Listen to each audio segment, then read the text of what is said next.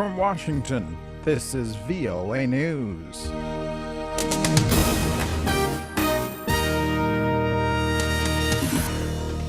No final decisions yet on Syria by U.S. President Obama, and U.S. fast food workers protest. I'm Vincent Bruce reporting from Washington. U.S. President Barack Obama says he has not made a final decision on a response to an alleged chemical weapons attack in Syria. We are looking at the possibility of a limited, narrow act that would help make sure that not only Syria but others around the world understand that the international community cares about maintaining this chemical weapons ban and norm. The president commented on Friday shortly after Secretary of State John Kerry said the U.S. intelligence community had high confidence in a report indicating the Syrian government carried out a poison gas attack last week. Kerry emphatically laid out the Obama administration's case against Syria and why action must be taken against the Assad regime. Is directly related to our credibility and whether countries still believe the United States when it says something. They are watching to see if Syria can get away with it, because then maybe they too can put the world at greater risk. Speaking from the State Department in Washington Friday, Kerry said when people talk about the risks of taking action against the Syrian government in response to the attacks, they should also consider the risks of doing nothing. Thousands of low-wage workers at American fast food restaurants and retail stores went on a one-day strike in more than 50 cities Friday.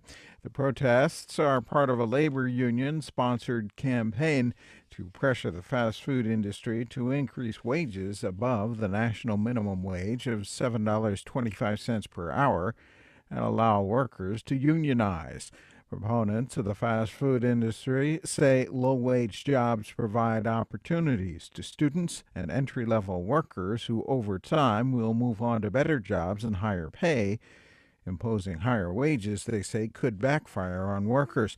But protest organizers say with so many manufacturing jobs migrating to low-wage countries like China, the fast food industry is the only option for many unskilled American workers. More details at voanews.com.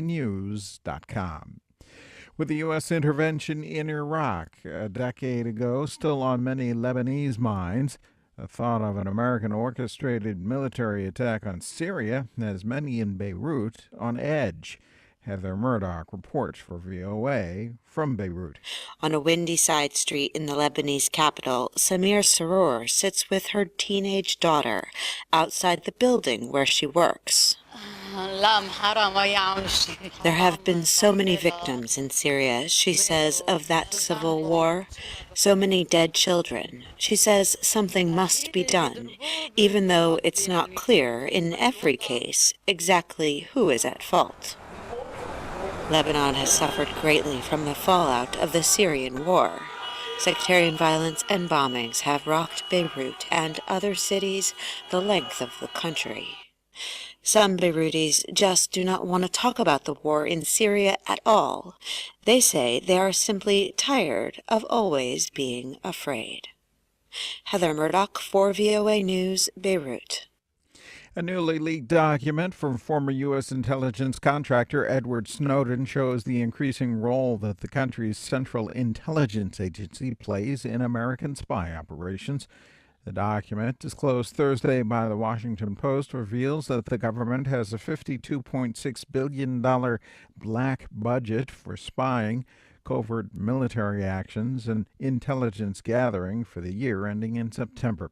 Stephen Aftergood, a national security expert at the Federation of American Scientists, says U.S. spending on intelligence operations far exceeds that of other individual countries. No other country really comes close.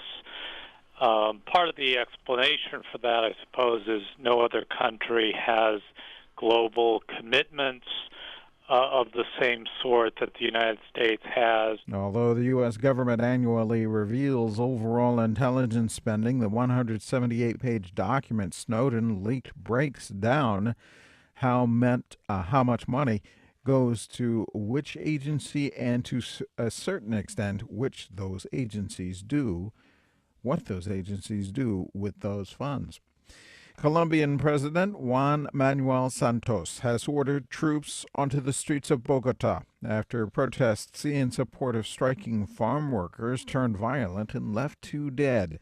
President Santos said Friday there's no protest that justifies the loss of life.